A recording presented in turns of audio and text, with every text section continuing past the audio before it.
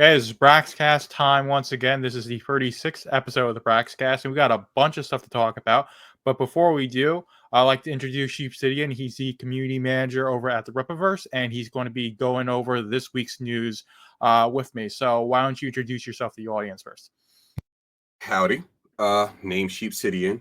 It's here. Well, here.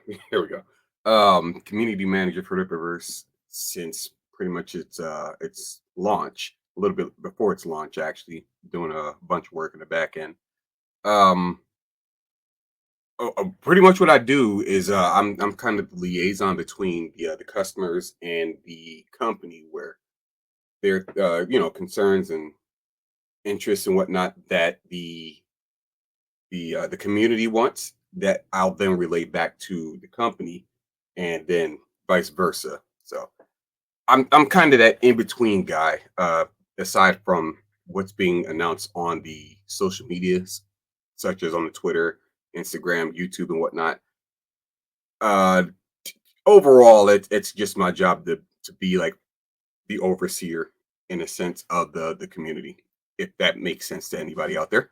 I think you put it quite well. So, with the launch of ISOM number one, I know you were there. You read that book, of course, ISOM two. So, how has the community formed from the launch of ISOM number one to the five books that we have just now, and of course, all the stuff that's going on, the works Eric talks about, stuff being greenlighted, all the time. We just got, Zalen announced at SpaceCon. We'll be talking about that coming up in the show. So there, you guys are really cooking over there. So how was it when you were first starting out, figuring things out?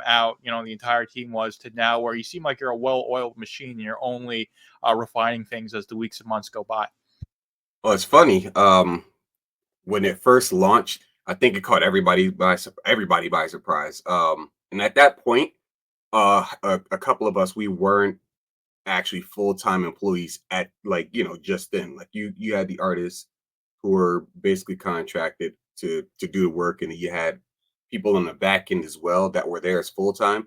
I wasn't full-time myself. I was kind of like, the part-timer, because at that moment it wasn't something that, like, Eric could, I guess, see being something necessary for a full-time gig yet. And then he set in the benchmark to be able to make all of his part-time employees full-time. So that first day when ISOM launched and it blew past $1 million, we all sat there and we were just like, okay, we got to start making a lot more things a little more permanent here. So he uh he made us full time. It got a little hectic. I'm not even going to sit here and fake the funk. Like, a lot of people know how that first week went. It was kind of wild. The site crashed numerous times, and it was overall chaos the first week. And the same thing kind of it repeated itself with ISOM 2, where we're all just sitting there, just kind of like frustrated over why the site's not working, why people aren't they aren't able to order their stuff, like their shirts, the books and whatnot. And since then, I think we've gotten into, like, an understanding more of what how these launches are going to go. So we got like a system down where we can set the launches up, and there's far less hiccup than there were for the first couple of campaigns, first few campaigns actually. I think Alpha Core also had a little bit of a rough start, but it was only a couple of days for that one. Um, since then, I think we've gotten a better understanding of how we work as a team and how we work as individuals for, like, the company itself. And we're pretty tight knit now, in a sense that we can set up a launch and people just kind of like fall into place. It's almost like it's like a perfect game of Tetris. Let's put it that way. Yeah, no, that's a really fantastic way to go about things. So, uh, I have, I'm not the most prepared here, but I want to get into the news that we have this week because we've got two really big things. So, RippaSend was announced a couple months ago. as this fulfillment service specializing in comics. And we knew of the first book, Achromatic Chronicles Green and the Mighty Golden Patriot. Achromatic Chronicles Green is now a launched book. The campaign is launched. So this is the RippaSend website here. I got it pulled up right here, which is just launched when with the launch of Achromatic Chronicles Green, and we go to the campaign page itself. We've got the trailer there. I'm not necessarily going to play it. $34,000, 840 books sold. So community's responding pretty well to this. This seems to be more like a children's book. It's not this like epic action fantasy series. So what's your experience with RippaSend, and is there any sort of community management you're going to be doing in terms of how the community responds to RippaSend, or is that completely separate from what you do? And also just your general take on what you feel about RippaSend, and of course Jay's book as well would be much appreciated. Oh yeah, the RippaSend, I guess you could say, wing of the company as a whole is something that I largely have nothing to do with. As far as like the creation, filming, the production and whatnot, that's that's a different group of people that deals with that. Me, I do have community duties, I guess you could say, as far as if people have any questions, I still would pass that to the team, and then they would then in turn pass that to the RippaSend people that figured that out. Overall, I love this idea. It's probably one of the better ideas that you can do as far as like being an upstart company when it comes to like comic books, especially because you have your own stuff, and then you have other people who have their own that have their own products and whatnot that are also looking to get like a in a sense a signal boost. So what we do is like aside from signal boosting, we also do the whole the campaigning and the fulfillment as well in tandem with the person that's creating the product itself. So with Achromatic Chronicles, I had the first book. I read it probably a couple of times already, and it's one of the better, I guess you could say, all ages stories that I've read when it comes to comic books. It's highly slept on for a lot of people. Like, despite the fact that a lot of people talk about it, it's highly slept on. I think a lot of people are going to enjoy this second book. If you enjoyed the first one, the second one it kind of kicks it up to the next level. So Oh, it's this yeah, no, this it's great. go ahead. Sorry. Yeah, sorry. It's great to hear that. I haven't read it myself. I'm probably going to get in on this campaign since it seems interesting to me. Uh, but this is really great, and it's a very solid start to represent. And of course, it seems very much modeled after the current Rippaverse site. This is very much indicative of the campaign format, how the UI user experience looks, and I really like the new Rippaverse site. So having RippaSend launch like that and be robust, no problems. Of course, there's not nearly as much traffic because this isn't as big as a project as ISOM, but it still seems like a solid foundation for more creators to get their books through. And of course, like you said, there's this RippaSend audience that's going to be built up, and you're instantly going to have a bunch of eyes of people who are interested in buying independent comic books. So I think this is a fantastic thing. But I think unless you got anything else to say about Achromatic Chronicles or the future of RippaSend in general, which I think I'll let you say that. I definitely want to get into the news at SpaceCon, and then we can nerd out a little bit about the Rippaverse before wrapping this up. Yeah, easy enough. So I would say if there's anything else that I will add to it, I enjoy this launch a lot more than Jay's, like his own personal launch. He had a couple things that happened with Blue, where he had, like, I believe he had some shirts, he had the books as well, and I believe there was a stress ball. But here we were like, okay, well, we're going to expand on that. We're going to not only have green, we're going to have blue.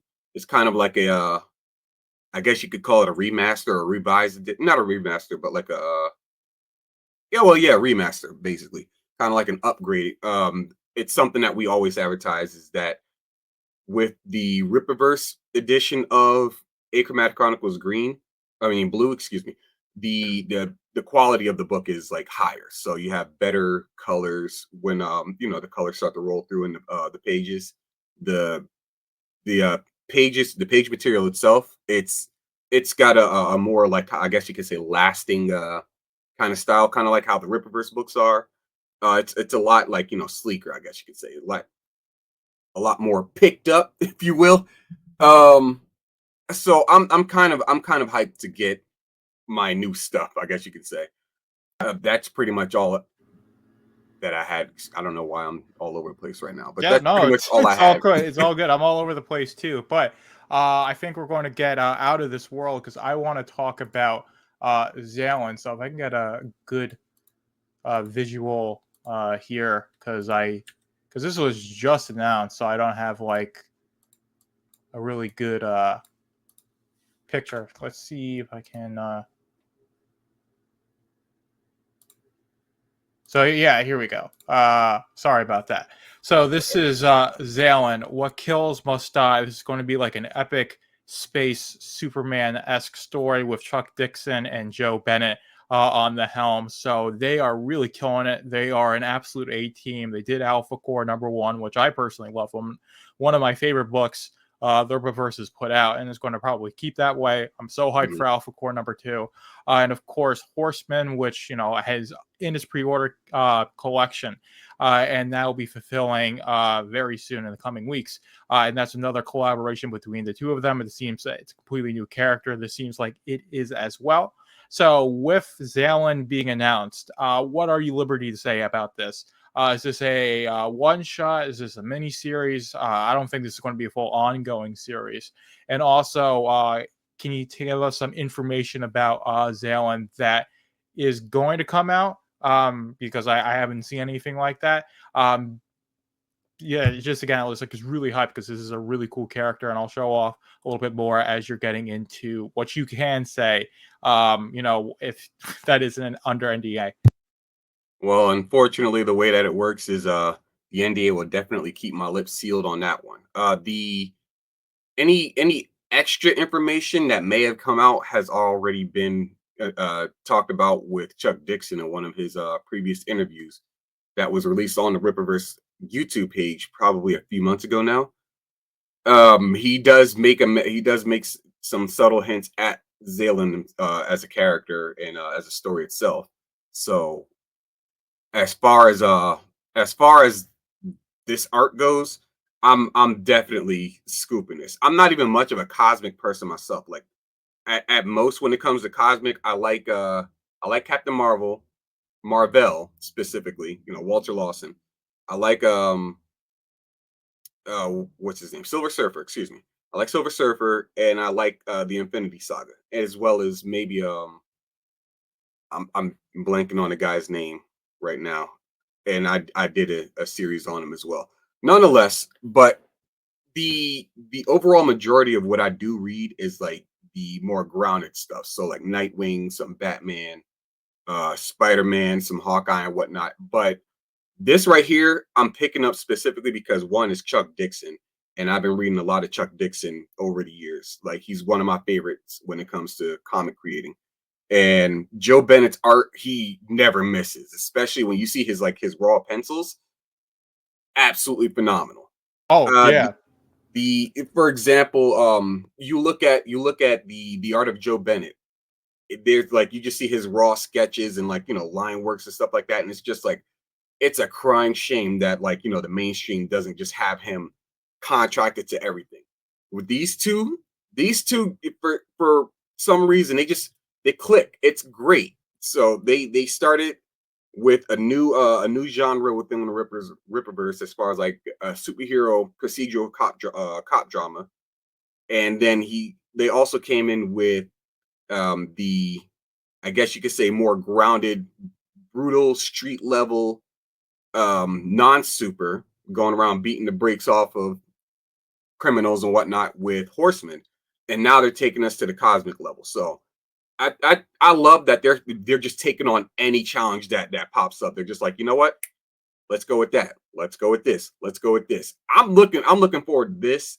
I'm not entirely sure if it's going to be a one shot or if it's going to be an ongoing, and if it is ongoing, Well, you definitely got me on top of Zalen as a character for the long haul. Yeah, no, but it does have a subtitle, so I think this starts out as like a self-contained story. I do think they should try doing a mini series before going to a full ongoing series. But this is a really interesting character design. I've got it up here on the screen. Definitely alien, not as human looking as a Superman, but this is definitely a guy. It's like a Viltrumite from Invincible, can just breathe in space, extremely superpowered, doing stuff at a cosmic scale. And having that story start out and the things that you can cross over, because we've got some hints at the cosmic level of the Rippaverse, of course, with Dokumon being able to travel through realms, Bloodroof as well. And then you've got Yaira and her story coming from somewhere in the cosmos and being pursued by, of course, Magus Newmite, Yantoni, and Yanessa, implying there's this whole race of beings like Yaira out there. Is he going to encounter these beings? Will he encounter other aliens? Will he be on Earth? Who knows? I'm sure you don't know. And if you do know, you're not at liberty to say. But it's really fun to speculate. This is the great thing about comics, is that you see like a new character get announced or a development in the story, and you just have more questions and answers. And that's part of the intrigue of anything. And to have someone like Chuck Dixon, who has this really long storied history of writing for Batman and other characters in the mainstream very competently, and with it's a only one book we have, one book that's upcoming. That seems to be very much solid for the Rippaverse. And of course, like you said before, Joe Bennett's pencil work is amazing. His raw pencils. I've read Art of Joe Bennett. I it showed it off on Braxcast, and it was a fantastic experience just looking at those raw pencils. I saw like his raw pencils for cover D of Horseman, and there's just so much detail there. Like it doesn't seem like he even almost needs an inker, but once it's inked, Yeah. it just looks so good. I'm so like happy that we're getting more from this team, and of course, like that cosmic scale of the Rippaverse being introduced and developed on its own, and then of course it'll one day crossover with the grounded stuff, and that's what makes it really exciting. That's just really just making it feel like a more lived in, like real vast superhero comic book universe, and I'm all for that. So if you're picking up what I'm putting down, say so. And of course, if I said anything that was interesting to you, feel free to expand on that. I will say that and another challenge, I guess you can say, that really kind of makes me happy as far as the current release window, or the release timeline, at least, of Rippaverse books, has been everything's happened in Flores Park, or Shadow Valley, which is Flores Park adjacent. And this right here just takes it from that one small like area within what is known as, like, Texas, essentially, in the Rippaverse, and just left the planet. I like it. I like that they're just changing. I like the idea of changing the setting and going to a completely different place. That's kind of one of the things that I really enjoy about comics overall, is just not just the character development, but also the setting itself. What's happening within the world that surrounds the story, the main characters, the way that the plot unfolds within these environments, the people involved, with the main characters as well. So just seeing all of this happen, just like in the last, or like in just over 2 years, I guess you can say, that we've been doing this, like, yeah, 2.5 years, just about. So that's big to me. I love where it's going. I'm gonna I'm gonna be here for the long haul.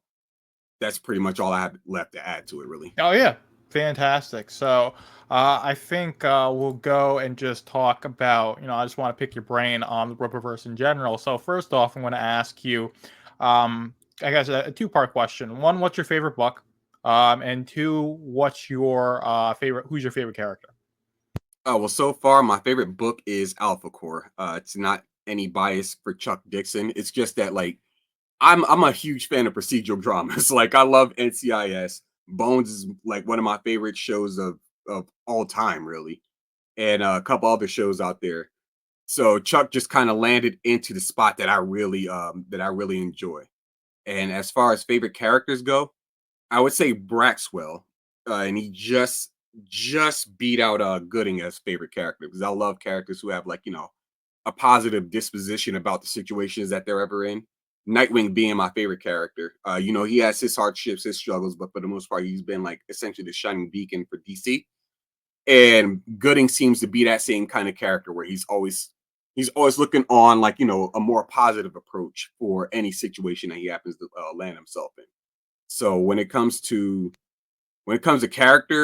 characters is like as it is, Braxwell, I'm really intrigued by this guy for some reason. Like he doesn't really say much, but he does so much in the same like vein. Like he shows up, he does the job, and you just like how and why is he so like I guess you could say why is he so proficient and just like just what's the word I'm looking for? I guess you could say he's just like unquestioning about anything that he's doing. He's just like, you know what, I'm here for a job, do the job, and I'm out of there. And I like characters that do that too. Racer X being one of those characters, like Speed Racer. He's never really seen by a lot of people, but he always helped Racer out in those like dire straits. It's such an intriguing character trope to have. So I want to see more with what happens with Braxwell and with Alpha Core as it is, as well as Gooding. It's like they kind of jump for the most part, like between which ones are my favorite. But for the most part, it's been Alpha Core and Braxwell. Yeah, no, I love Braxwell as well. So you see, Braxcast, yeah. yeah, exactly. So that I named the podcast after that. Of course, it just sounds good, but he's a really cool character. One of the reasons why I enjoyed Alpha Core so much was that little insight into the entire team and how they function. Of course, it's a really good story. I'm not like the biggest fan of procedural dramas. Like I don't seek that out, but I just really love that story. So like as long as the story is well structured, I'm going to be drawn to it, and that's why I was drawn to Alpha Core because it was just very well presented and it really hinted at a lot. And it was just this great foundation for this superhero team that's sanctioned by the state. And then, of course, Yaira #1, which is my favorite book. I got the Irish shirt on there. Uh, Really great at building out the world, introducing her character, who is like just so highly built up. And the hype for her was just like on fire with Oh yeah, ISIS #1. Only, I guess, it only got colder.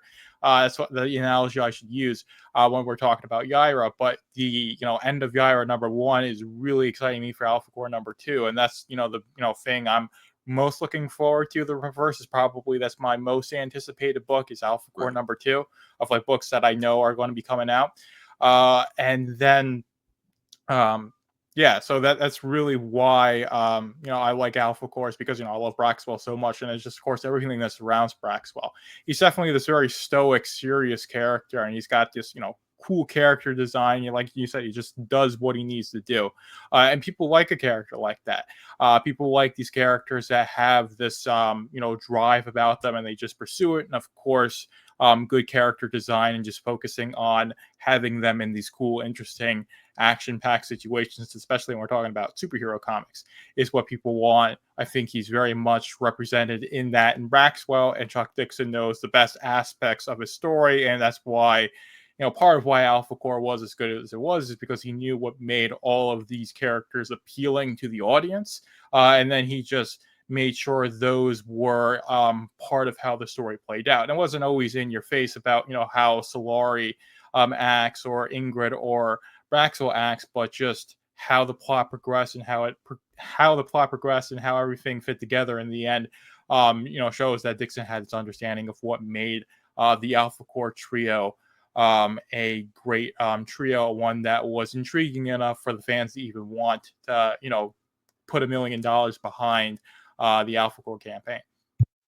Yeah, that's what I'm thinking as well. The One of the things that Chuck is absolutely phenomenal at is just character interactions. It's something that he's been practiced in for decades now.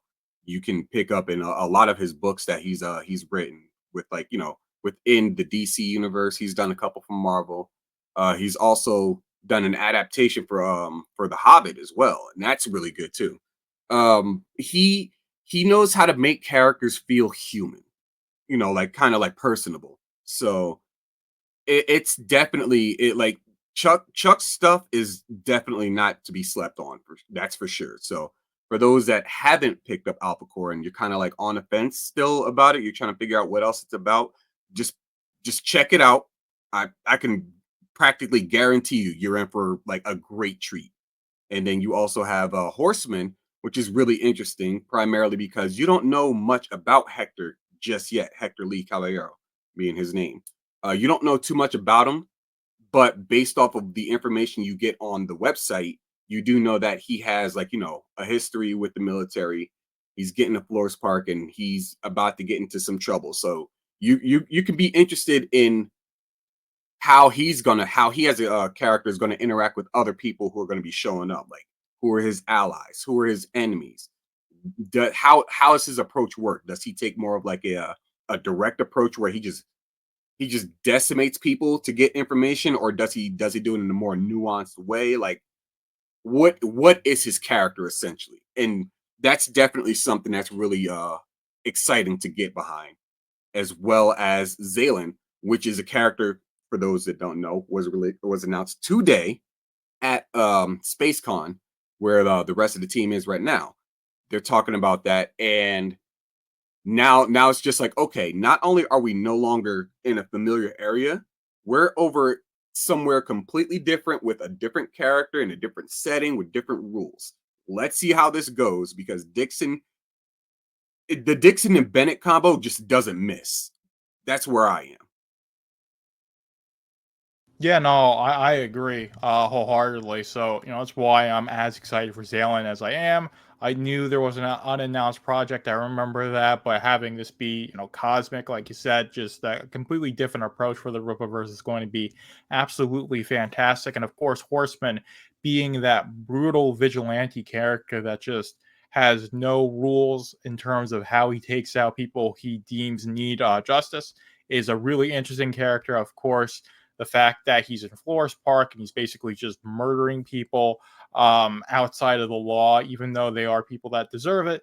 It's going to get him in trouble with the Alpha Core. It's going to get Fontana on his back. So to see how Horseman's character develops when he's interacting with all these people in Flores Park and just the way that can happen, or the way, all the interactions that could possibly happen with a horseman type character, and of course all the action that's going to come along with that, makes me really excited for not only this first book but just the ones that are planned in the future, because of course you've got that show that's in the works. And even though I don't know, I haven't checked the Rippaverse members goal yet, how close we're to that threshold, they want to have that content out there. I'm sure Chuck Dixon's got plans for so many horseman comics.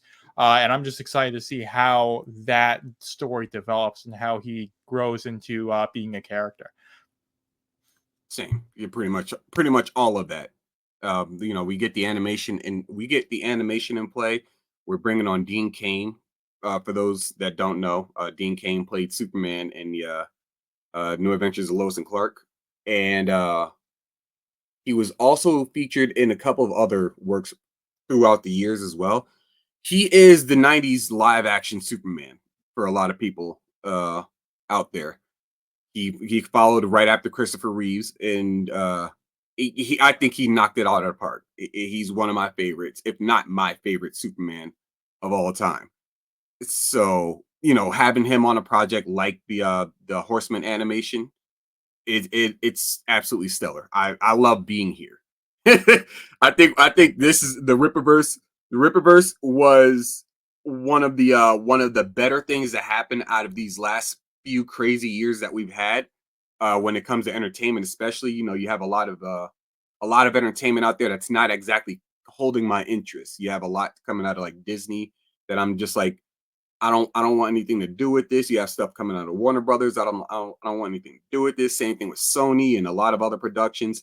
And then here's the Rippaverse, and it's just like, okay, I have something to look forward to, something brand new, something fresh. It's somebody else's approach to it. It's not the same that I've grown up with, and it's starting to like lose my interest. It's something completely different, and I'm just enjoying seeing something brand new taking on so many crazy challenges, like bringing in high profile names within the comics industry as well as in the acting industry. So I'm excited for what's to come for sure.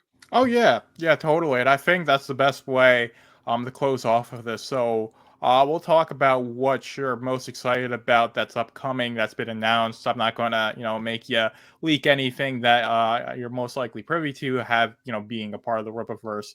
But yeah, no, we are definitely in a very bad spot culturally. I've talked about this all the time on the other podcasts that I do. You can check out the links, and I've talked about that ad nauseum. But one of the reasons why I do the Braxcast, why I've spent so much money on the Rippaverse, and I've read all the books basically as soon as I get them, is because they came out and they are doing things differently from what everybody else is doing, and they're doing it right. And they're bringing on people, not only the veterans, your Chuck Dixon, Joe Bennett, Mike Barons of the world. Of course, you got new guys in there, new talent.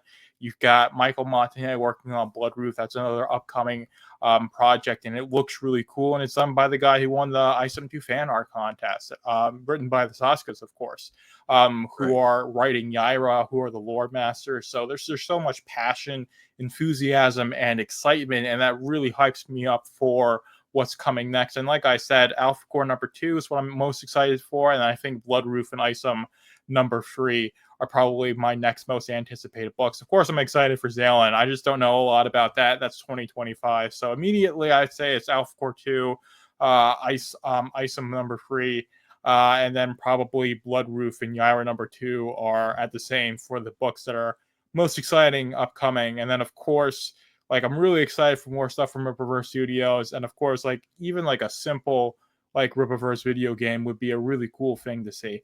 But yeah, why don't you talk about the future of the Rippaverse? What excites you the most about it? And what book that's upcoming that's been announced that you are most excited to get your hands on? Well, I'll start with the upcoming book since that one's the easiest. It's ISOM 3 for me. I love where the story's going so far. Despite Alpha Core being my favorite release book, ISOM 3 has given us more story. It's put us in a spot where it's like, it's a very heavy cliffhanger, where we go from a man who's essentially coming out of retirement to look for a family friend, to now something completely different. And it's just like, where is this all going to?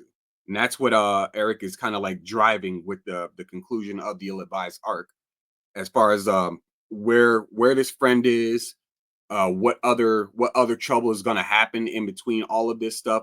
I want to know how it's going to wrap up and how we're going to continue with Isam's story from there. Him being the flagship character of the Rippaverse, and I'm excited for what's next with Alpha Core 2, because the way that it ended, it wraps up as a procedural would. You have a conflict, and then the conflict is usually resolved at the end of the the the book, I guess you could say. So what's going to follow up with that. We know about Billy Bob Quinn. We know about Galvin. Um, uh, I'm sorry, I'm blanking on his name right now. Uh, Benny. There we go. Benny, the man who basically has like what seems to be the power of suggestion, basically telling people to do things and then they do it without question, kind of thing. He's a very intriguing character, and you see that in a lot of other productions out there where you have some of those characters that had that ability. Like Ebony Maw can do something to that degree. The Purple Man as well, within the Jessica Jones series. So I want to see what more they do with those characters, where Lillian and Michael are going as well, as far as their tenure within the Alpha Core story and what's going on with their own thing. Um, Aside from that, yeah, it's just Isom. Gooding, I want to see a little more of, and when it comes to upcoming projects, I personally am very interested in a Rippaverse video game. And we all know Eric well enough to know he's not going to make it just a simple game. It's not going to be just simple. Um, he's always got to kick it up to the next level. He's always got to he's whatever vision he has, he's going to want to see that vision happen. So there might be some small steps to that, But ultimately, I think he's going to move to that essentially that MMO style action RPG of create your own except within like a Rippaverse video game, game verse, I guess you can say. That is what excites me the most, as long, not as excuse me, not as long, as well as any further talents that we're going to be bringing on to be a part of some of these books. I love seeing people who are good at their craft become better at their craft and continue with their works, which is why I'm happy to see Chuck Dixon and Mike Barron, Joe Bennett, Deborah Carita, and so many other people, the Saskas, and even the people who aren't as well known, like Michael Montanet and whatnot, Bart Sears, showing up and just putting their all onto these pages. So in like so much, in so few words, I guess you could say, in so few words, I'm excited about everything stepping out of the Rippaverse. Yeah, I I think. do have my favorites, but yeah, like everything's gonna grab me almost instantly with what's coming out of Rippaverse. Oh yeah, that's fantastic. I don't think I could put it better myself. I think one of the things that's unannounced, hasn't been confirmed, is definitely with Gooding. I think it should be a free issue miniseries. There should be two more books, really delving into that time between the end of the first Gooding book, the polymath, and then getting him to the place where he's at in Item number 2, because it's very obvious to the reader if you read both Item 2 and Gooding that his story and Gooding, there's a time gap in between, and you can Right. infer he started operating in Shadow Valley and doing all that stuff. But to see that process would be a really interesting thing. And of course, if Mike Barron comes back and gives those scripts, I think it will make it a slam dunk. With of course, if Will Conroy came back, because the art in Gooding was stellar, really top notch, and really helped solidify this growing style that the Rippaverse has. Uh, so that's really all I have to say about the Rippaverse. We're coming on about 40 minutes, so I think we're going to sign off here. So hopefully you guys enjoy this one. There's a lot of really exciting stuff, of course. More news about Zalen's going to be coming. Probably not out of Space Con, except for a little bit of teasers. Of course, Achromatic Chronicles Green is available now, RippaSend.com. So check that out if you're so inclined. It does look to be pretty interesting, but I've got nothing else. So if you want to say anything before we sign off, do it now. Join the Gilded. We're currently working on setting up a forum for the website, for the Rippaverse site, but as of now, our community, by and large, is in the Gilded. So go ahead and oh, excuse me, not Gilded, Discord. We moved away from Gilded when they did the Roblox merger. But join the Discord. You can find it on pretty much any of the Rippaverse videos, that the official Rippaverse videos, basically the ones from the channel or the ones from Eric's page, as well as I believe in some of his other videos that aren't Rippaverse related. You can find a Discord link there. Go ahead and join up, get involved in the community. There are numerous conversations happening all at once. You see a lot of fan art happen there. You see a lot of theories, and there are some spoilers in some of this stuff. And we do have spoiler channels for that specifically. But you have theory channels, you have spoiler channels, you have people who are coming up with like a lot of like pretty interesting ideas that may or may not happen. I can't confirm anything, but a lot of people have a lot of expectations, and it's just fun to be in those kinds of environments. It's kind of like you're home away from going to a fan convention, so you're always surrounded by people you'll enjoy. Join it. That's the best I can tell you right now. Other than that, that's pretty much all I have. Okay, fantastic. So be sure to do that. You can, of course, check out the Rippaverse site in the links below. Find the Discord link, join up, be a part of the fandom. Tune into the show every week because I break down the news and present it to the viewers so you can stay in the loop. But with that, I am signing off. Hopefully, you guys enjoyed this one, but we're out. Thank you for tuning in to the Braxcast. Be sure to like, comment, follow, and subscribe to keep up with the Rippaverse.